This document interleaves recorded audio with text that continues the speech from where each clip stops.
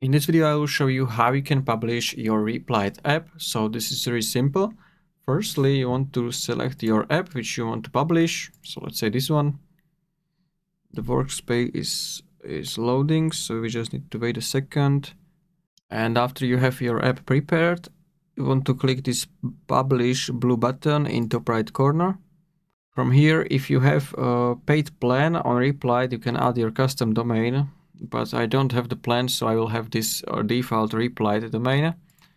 Then you can select if you want to make public or private your app.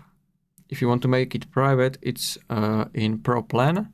You can also remove Made with Replit badge if you have upgraded plan, but with the free plan, you can't do that, and you just want to hit this publish button. And it's going to prepare it and then publish it live. And as you can see, congrats on your publishing your app. So currently our app is live. If you copy this link and you're gonna paste it in your window, it should work. And yes, this is our live app. And that's pretty much it. So this is how you can publish your Replit app. If you found this video helpful, consider subscribing for more tutorials.